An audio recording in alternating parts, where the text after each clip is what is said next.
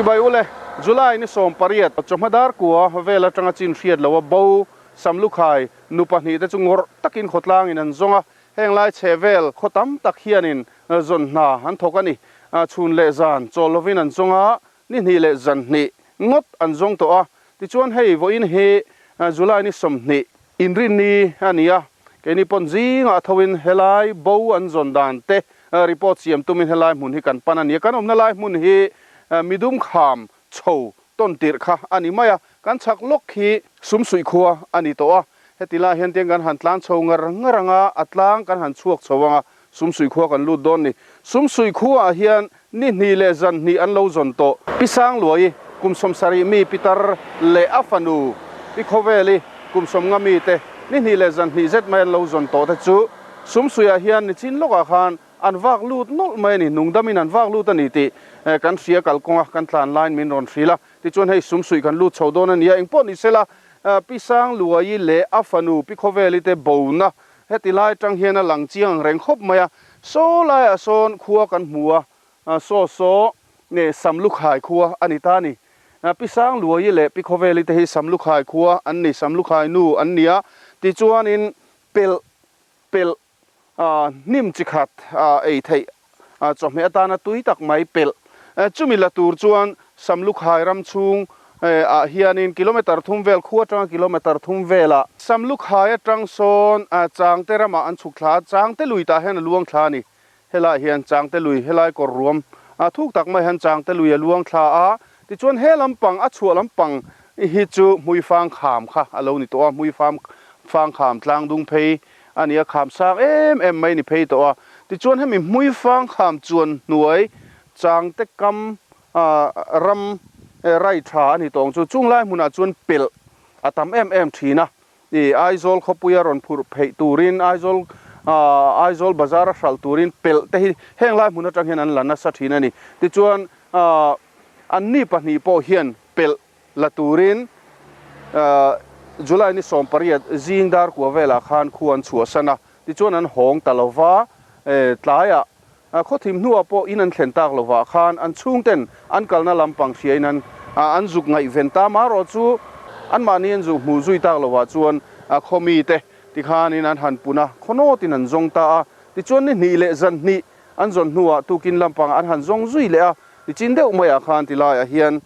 sumsui khuwa hian nungdamin an vak lu tani ti report kan dong ta ning poni sela sumsui kan thleng chawanga atul ni chuan Samlukhai poso kan thlenganga thil om dan te report bot sai kan tum don ani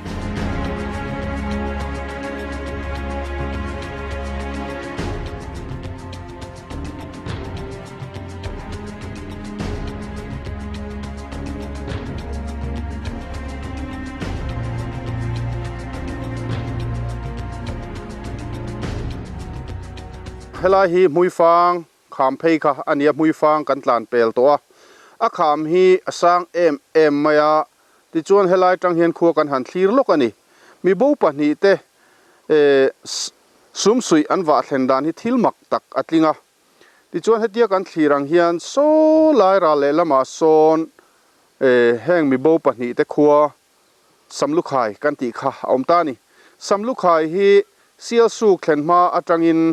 an mani khopo tur son kong an siala motor tlan thei ania tuna po hian chumi kong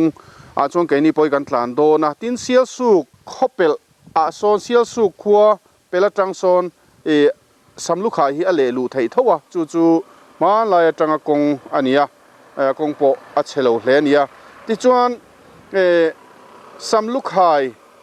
Samlukhai rampang per thian kan thlir meka he lai a chuan hnuai lama hian chang te lui a omta ni chang te kama chuan leilet te po an siam thina thlai huan an siam thina ti chuan pisang luai te po hianin chang te kama hian leilet te an nei thina kumtam tak chung tilai hmuna hian eizonna ngel nget an lo nei to avoi tam tak ani po fe to ani amaro chu hei tun tuma hian helai chang te kam vela khadinga pel an zong kha afanu ne na an kal kha bo tatlat mai nia an bo na lai vela he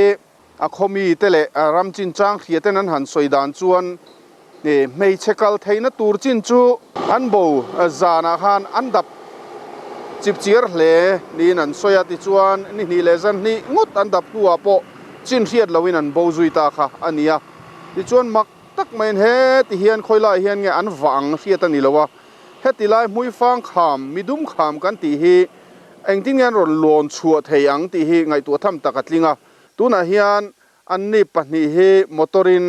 Samlukhai hi panpui me kan nia khochung an lalut lowa ke ni po tuna hen an hnunga kan kala eng po ni sela an bo na ram vela hi heti hian kan han thlir ve hrim hrima helaya an ma ni bo chungchang report siam tur te kan ni abok awangin ti in ti hian helai ta hen kan han thlir lok ani Samlukhai kan thleng chia tuna hian choma jing lamdar kuwa ani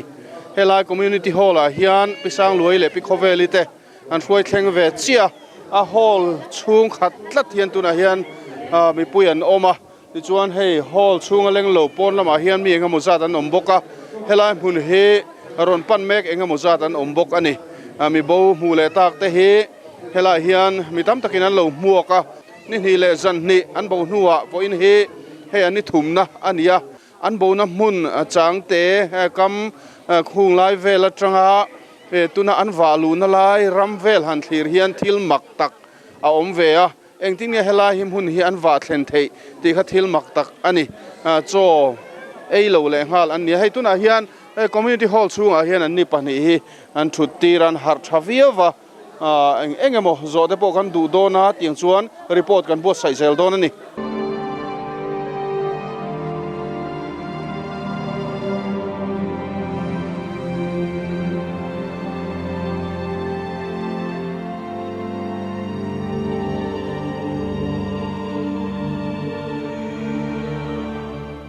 mi bo himdam taka hmuh le tak